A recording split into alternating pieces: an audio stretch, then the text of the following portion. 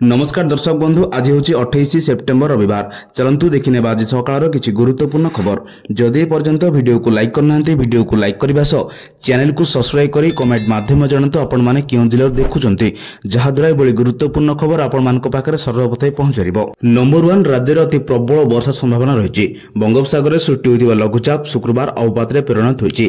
पश्चिम दिगक गति कर 27 तारिख शनिवार सकाଳେ पुरी एवं कलिंगपट्टनम मंदिर गोपालपुर निकट दे दक्षिण ओडिशा उत्तर आंध्र प्रदेश उपकूल अतिक्रम कर संभावना रही।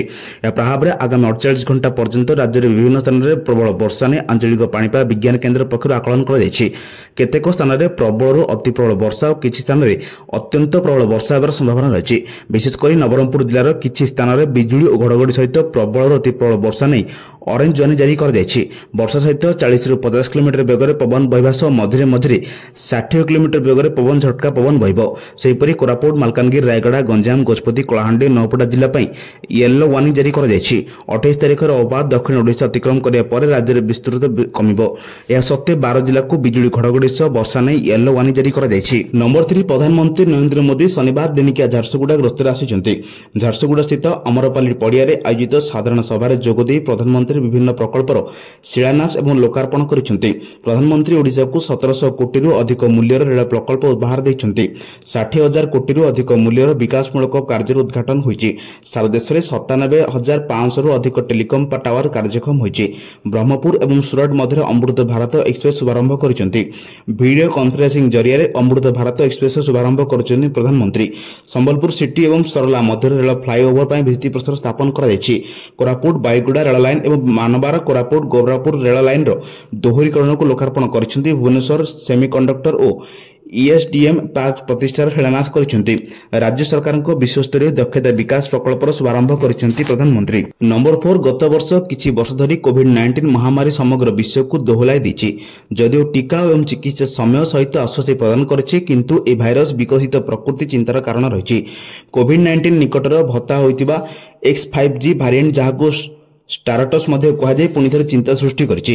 एही प्रकार चलित वर्ष जनवरी दक्षिण पूर्व एशिया प्रथम चिन्हट होइतिला एवं वर्तमान यह अनेक देश में व्यापी। विशेषज्ञों अनुसार मामला क्रमागत भाव में वृद्धि पाउछि एवं भारत समेत समग्र विश्व को सतर्क रहिबाकु पड़िबो। विश्व स्वास्थ्य संगठन WHO अनुसार जनवरी 2025 रे दक्षिण पूर्व एशियार स्टारटस प्रकार प्रथम चिन्हट होइतिला। जून सुधा यह 38 देश में व्यापी जाइतिला। अमेरिकार स्वास्थ्य विभाग CDC कहिछि जे 9टी अमेरिकीय राज्य में कोविड-19 मामला हठात वृद्धि पाई रेकर्ड कर जायछि। नंबर 5 12 दिन है कलिंग घाटी में यातायात संपूर्ण ठप हो जायछि। 16 तारिख दिन भूस्खलन जोगु घाटी में 30 फुट रास्ता निर्माण संपूर्ण धोई जाइतिला। ता परठारु रास्ता मरामती पाई जातीय राजपथ कर्तृपक्ष उद्यम चलैथिला बेले वर्षा कादरे बाधक साजिबार लागिछि। निर्माण कार्य चलथे बेले पुणी 22 तारिख दिन भूस्खलन जोगु पहाड़ उपर बड़ बड़ पत्थर खसिबा सह माटी अतडा खसितिला। भयर कार्य क्षेत्र समस्ते छाड़ी पड़ते हेले पाग सुखिला हेबा परे पुणी कार्य आरंभ हो रास्ता परीक्षामूलक भाव गाड़ी चलाचल कर रास्ता पार्श्व बाली रास्ता पथ तार जाली दे गार्ड वाल निर्माण सह रास्ता कंक्रीट ढलाई कर लघुचाप प्रभाव में गतकाली लगाण वर्षा जोगु पहाड़ शिखर पुणी प्रबल पानी तलू खसिबार लगी। आज रास्ता कार्य बंद रही ठिका कंपानी। नंबर 6 आसुची आउ एक लघुचाप क्षेत्र। आसंता 1 तारिख बेलू केन्द्रीय बंगोपसागर में लघुचाप क्षेत्र सृष्टि होगा संभावना रही। 30 तारिख बेलू उत्तर अंडमान सागर अंचल एक नूतन घूर्णिबल प्रवेश करिबो। प्रभाव में उत्तर पार्श्ववर्ती केन्द्रीय बंगोपसागर अंचल में अक्टोबर 1 तारिख बेलू आउ एक लघुचाप क्षेत्र सृष्टि होगार संभावना रही। फल दशहरा बेलू वर्षा लगी रही आशंका करा जाउछि। उत्तर संलग्न केन्द्रीय बंगोपसागर उपर लघुचाप सृष्टि होगार संभावना रही। प्रभाव में 1 राज्य में प्रबल वर्षा आकलन करछि पाणीपाग विभाग। एपटे केन्द्रीय बंगोपसागर सृष्टि होइतिबा लघुचाप अवपात अभ्यंतरण और दक्षिण अभ्यंतरण ओडिशा सक्रिय रही। आसंता 24 घंटे दुर्बल हो स्पष्ट चिन्हित लघुचाप परिणत हो। लघुचाप प्रभाव में और 24 घंटा राज्य में प्रबल वर्षा आकलन कर आगामी 24 घंटा सारा ओडिशा रे बिजुली घड़घड़ी सह वर्षा होगा येलो वार्निंग जारी कर जगतसिंहपुर केन्द्रापड़ा जाजपुर मयूरभंज केन्दुझर बरगड़ बलांगीर नुआपड़ा नवरंगपुर और मालकानगिरी जिला को येलो वार्निंग जारी कर नंबर 7 सारा देश में जोगाजोग को सुदृढ़ करने 4G सेवा आरंभ करुछि बीएसएनएल। झारसुगुड़ा कार्यक्रम में सेवार उद्घाटन करिसेंति प्रधानमंत्री नरेंद्र मोदी। जातीय जोगाजोग भित्तिभूमिक एक प्रमुख प्रोत्साहन स्वरूप स्वरूप स्वदेशी प्रजुक्ति विद्यार प्राय 37,000 कोटी टंका व्यय यह सेवा आरंभ होती। एथिपाई 97,500 अधिक मोबाइल 4G टावर निर्माण होती, जहां उद्घाटन करेंगे प्रधानमंत्री। नंबर 8 सारा देश में नुआ जीएसटी दर लागू पर अनेक किछि दरदाम परिवर्तन होती। ए परिप्रेक्षी में अक्टोबर 1 तारिख सारा देश में अनेक गुरुत्वपूर्ण नियारा परिवर्तन होगाकू जाउछि, जेउंथरे रहिछि अनेक दैनंदिन व्यवहार कार्य सामग्री। या सहित ट्राई मोबाइल व्यवहारकारी नेटवर्क सूचना एवं स्पाम कॉल नियंत्रण करुवा नियम कार्यकारी करा। स्टॉक बाजार में व्ययबक नियम एवं किछि आर्थिक योजना मध्य परिवर्तित करा जाय पारे। आउ ई कॉमर्स कारोबार एवं सर्वनिम्न मजूरी हार में अनेक परिवर्तन हो पारे। भारतीय रेलवे अक्टोबर 1 टिकेट बुकिंग नियम में परिवर्तन घोषणा करिछि। एबे ट्रेन रे यात्रा करिया पई साधारण टिकेट बुकिंग खोलिबारे प्रथम 15 मिनिट मध्य केवल आधार कार्ड उपभोक्ता माने आईआरसीटीसी वेबसाइट किंबा आप रे टिकेट बुकिंग करि परिबे। नंबर 9 आसंता अक्टोबर 3 रे कटक शहर दुर्गा पूजा भसाणी उत्सव पालन होगाकू जाउछि। एहाकू दृष्टि रखी जानवाहन गुड़िकर सुनियंत्रित चलाचल तथा जनसाधारण सुविधा निमंते कटक शहर एवं एहार आखपाख अंचल जानवाहन चलाचल लाई कटकणा लागू होइछि। ए ट्राफिक कटकणा गुड़िक आसंता 3 तारिख सकाळ 7 रु 4 तारिख भसाणी उत्सव शेष होगा पर्यंत जारी रहिबो। एक सीडीए मार्केट कैंपेक्स पोस्ट ऑफिस छक एवं कॉलेज स्क्वायर एवं बॉम्बे होटेल छकरू रानीहाट टावर आड़क कौन जानवाहन सीधासख जावाक अनुमति दिज्व ना। से CDA market complex Bombay hotel एवं आई लव कटक दे जोब्रा छक पर्यंत महानदी रिंग रोड दे जाइपारे। मालगोदाम स्टेट बैंक पार्श्वर पिलीग्राम रोड दे कॉलेज छक को कौन जानवाहन जावाक अनुमति दिज्व ना। से मालगोदाम दे ओएमपी सीडीए मार्केट छक कॉलेज छक एवं मालगोडाउन फ्लाईओवर दे जाइपारे। नंबर 10 एणिकी ओडिशा रे चलिबो गोटिए बोर्ड बीएससी और सीएचएससी मिश्रों को मिलिला अनुमोदन। स्कूल शिक्षा को सुदृढ़ और उन्नति करने पर राज्य में गोटिए बोर्ड रखाजिबो। माध्यमिक शिक्षा परिषद और उच्च माध्यमिक शिक्षा परिषद को मिसाई गोटिए बोर्ड गठन कराजिबो। अन्यपटे 10वीं श्रेणी पर्यंत सबु छात्र छात्री को मागणा पाठ्यपुस्तक प्रदान कराजिबो। आसंता 3 वर्ष में 44,433 प्राथमिक शिक्षक पदवी नियुक्ति दियाजिबो। एथिरु 40,000 शिक्षक पदवी सृष्टि गत अगस्ट 21 राज्य में गुणात्मक शिक्षा एपरि निष्पत्ति नहीं मुख्यमंत्री मोहन चरण माझी शुक्रवार यह अनुमोदन देइछंती। राज्य में वर्तमान 45,292 प्राथमिक स्कूल रे 1,60,319 शिक्षक पदवी रही। नूतन शिक्षानीति अनुଯାयी 39,366 पदवी सृष्टि करा। आसंता डिसेम्बर मास शेष सुधा खाली हेबाकु थिबा 5,067 पदवी मिसाई आसंता 3 वर्ष में 44,433 शिक्षक पदवी पूरण करा। नंबर 11 कौन स्थान में बन्या स्थिति नहीं। गतकाली 39 ब्लॉक हेडक्वार्टर में 50 मिलीलीटर और कालीमेला ब्लॉक रे 100 मिलीलीटर वर्षा होची। दक्षिण ओडिशा रे वर्षा जोगु कोरापुट मालकानगिरी और पश्चिम में कलाहांडी रेड वार्निंग होइतिला। वर्षा जोगु जलस्तर बढ़ुची हेले विपद संकेत उपर नाही। जेहेतु जलस्तर बढ़ुची महानदी शाखा काठजोड़ी विरूपा कुशभद्रा दया सतर्कता करिछि। बंशधरा और रसकुलिया जलस्तर बढ़ुची हेले विपद संकेत तले अछि। हीराकुदर सर्वोच्च स्तर 630 फुट एबे सुधा 627 फुट रही। सेठू 16 गेट दे जल निष्कासन होउची। तलमुंडर स्थिति देखा निष्पत्ति निया जायछि और 6 गेट बंद हेबो। मुंडली रे 5.96 जल क्यूसेक प्रभावित होउची। नंबर 12 गंजामवासी को गुजरात जीवा एबे सहज हेबो। लोक आवश्यकता को आखि आगे रखी ब्रह्मपुर गुजरात रु गड़िछि अमृत भारत एक्सप्रेस। प्रत्येक दिन सोमवार ए ट्रेन सुरत जीव। गंजाम जिलावासी दीर्घ दिन दाबी पूरण होइछि। ब्रह्मपुर सुरत उद्यान को सीधासख ट्रेन चलाचल करिबो। झारसुगुड़ारू प्रधानमंत्री Narendra Modi virtual mode train शुभारंभ करिबा परे ब्रह्मपुर स्टेशन 4 नंबर प्लाटफर्म रु गड़िछि अमृत भारत एक्सप्रेस। अमृत भारत एक्सप्रेस अत्याधुनिक सेवा रही जहाँ यात्री को आरामदायक सेवा प्रदान करिबो। ब्रह्मपुर सुरत मध्य दूरता 1708 किलोमीटर 33 घंटे दूरता अतिक्रम हेब। अमृत भारत एक्सप्रेस रही 22 कोच।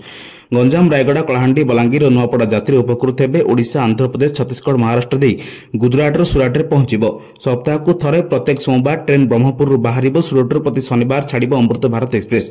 गंजाम प्राय 5 लाख लोक जीवन जीविका गुजरात सुरट उपर निर्भर करथांती। सप्ताह को 6 दिन ब्रह्मपुर दे गुजरात ट्रेन जाउथिला, किंतु सोमवार कोनसी ट्रेन नथिला। एबे सोमवार ट्रेन चलिबा परे लोक उपकृत हेबे बोली आशा करा जाउछि। नंबर 13 केंद्र सरकार सांसदर स्थायी कमिटी गुड़िकर कार्यकाल 2 वर्ष को बढ़ावा चिंता करुछंती। ए कमिटी गुड़िकर कार्यकाल 1 वर्ष होइथाय। संसद सदस्य माने सरकार निकट अभियोग करिसेंती एते अल्प समय मध्य यथेष्ट काम करने असंभव। एने लोकसभा बाचस्पति ओम बिरला और राज्य सभापति अध्यक्ष सीपी राधाकृष्णन को आलोचना पर सरकार खूब शीघ्र निष्पत्ति नेउ बोली आशा कर जाउछि। सरकार अनुसार किछि सांसद कहते जे कमिटी गुड़िक 1 वर्षर कार्यकाल मध्य सेमानकर बाछिथिबा विषय गुड़िक संपूर्ण भाव समाधान करि परिबे नाही। 2 ବର୍ଷର କାର୍ଯ୍ୟକାଳ ସେମାନଙ୍କୁ ଗଭୀର ଅଧ୍ୟୟନ ଏବଂ ସୁପାରିଶ କରିବାକୁ ଅନୁମତି ଦେବ। ସରକାର ଗମ୍ଭୀର ଭାବରେ ବିଚାର ଆରମ୍ଭ କରିଛନ୍ତି। ନୂତନ ଲୋକସେବା କାର୍ଯ୍ୟକାଳ ଆରମ୍ଭ ହେବା ସହିତ ଏକ କମିଟିର ଅଧ୍ୟକ୍ଷ ନିଯୁକ୍ତ ହୁଅନ୍ତି ଏବଂ ସମ୍ପୂର୍ଣ୍ଣ 1 ବର୍ଷ ପାଇଁ ପଦବୀରେ ରୁହନ୍ତି। ଯଦି କୌଣସି ରାଜନୈତିକ ଦଳ ପରିବର୍ତ୍ତନ ଚାହାନ୍ତି ତେବେ ଅଧ୍ୟକ୍ଷଙ୍କୁ ବଦଳାଯାଇପାରିବ। ସଂସଦମାନେ ନିଜ ଇଚ୍ଛାରେ ଏକ ଭିନ୍ନ କମିଟିରେ ଯୋଗ ଦେବା ପାଇଁ ଅନୁରୋଧ କରିପାରିବେ। ନମ୍ବର 14 ଭାରତର ସହରାଞ୍ଚଳଗୁଡ଼ିକରେ ଡିଜିଟାଲ ପେମେଣ୍ଟର ବ୍ୟବହାର ଦ୍ରୁତ ଗତିରେ ବୃଦ୍ଧି ପାଇଛି, ଯାହା ଦୈନନ୍ଦିନ କିଣାକିଣିରେ ନଗଦ ଟଙ୍କାର ପ୍ରାଧାନ୍ୟକୁ ପରିବର୍ତ୍ତନ କରୁଛି। ମୁମ୍ବାଇସ୍ଥିତ ସଂସ୍ଥା ନିଓ ଗ୍ରୋଥ ଦ୍ୱାରା ପରିଚାଳିତ ନିଓ ଇନସାଇଟର୍ସର ନବମ ସଂସ୍କରଣ ହାଇଓ ଇଣ୍ଡିଆ ଫେଜ୍ ଅନୁସାରେ ଦେଶର 29ଟି ପ୍ରମୁଖ ସହରରେ କରାଯାଇଥିବା ଏକ ସର୍ଭେରୁ ଜଣାପଡ଼ିଛି ଯେ ପ୍ରତି 100 ଟଙ୍କାରେ ଖର୍ଚ୍ଚ 34 ଟଙ୍କା ଡିଜିଟାଲ ମାଧ୍ୟମରେ ପୈଠ ହେଉଛି। ମାତ୍ର 2 ବର୍ଷ ପୂର୍ବେ ଏହି ହାର 45% ଥିଲା, ଯାହା ଡିଜିଟାଲ କାରବାର ନାଟକୀୟ ବୃଦ୍ଧିକୁ ସୂଚାଇଛି।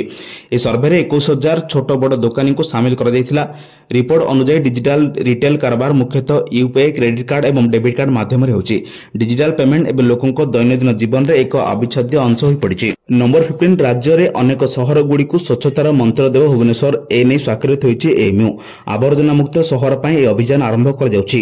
ଏନେଇ ଅନ୍ୟ 5ଟି ସହର ସହ ମିଶି ରୋଡମ୍ୟାପ୍ ପ୍ରସ୍ତୁତ କରିଛି ଭୁବନେଶ୍ୱର। ରାଜ୍ୟରେ 5ଟି ସହରକୁ ସ୍ୱଚ୍ଛତାର ପାଠ ପଢ଼ାଇବ ଭୁବନେଶ୍ୱର। କେନ୍ଦ୍ରାପଡ଼ା, ଦେବଗଡ଼, ଯୋଡ଼ା, ପଟ୍ଟାମୁଣ୍ଡାଇ, ବରଗଡ଼ ସହ ଏମ୍ୟୁ ସ୍ୱାକ୍ଷର କରିଛି ଭୁବନେଶ୍ୱର ମହାନଗର ନିଗମ। ବର୍ଜ୍ୟ ପରିଚାଳନା, ନାଗରିକଙ୍କ ଭାଗିଦାର ଦେଇ କର୍ମଶାଳା, ଘରକୁ ଘର ବର୍ଜ୍ୟବସ୍ତୁ ସଂଗ୍ରହ, ୱେଲ୍ ସେଣ୍ଟର ଆଦିର ଶିକ୍ଷା ଦେବ ବିଏମ୍ସି। ସ୍ୱଚ୍ଛ ସହର ଯୋଡ଼ି କାର୍ଯ୍ୟକ୍ରମରେ ଏହି ଏମ୍ୟୁ ସ୍ୱାକ୍ଷରିତ ହୋଇଛି। ଆବର୍ଜନା ମୁକ୍ତ ରହିବାକୁ ସହରଗୁଡ଼ିକୁ ପରସ୍ପରକୁ ଶିଖାଇବ। ଅନ୍ୟ ସହରକୁ ଭୁବନେଶ୍ୱର ସ୍ୱଚ୍ଛତାର ପାଠ ପଢ଼ାଇବାକୁ ଲକ୍ଷ୍ୟ ରଖିଥିବା ବେଳେ ନିଜେ ରାଜଧାନୀ ଆବର୍ଜନା ସମସ୍ୟାରେ ସନ୍ତୁଳିତ ହେଉଛି।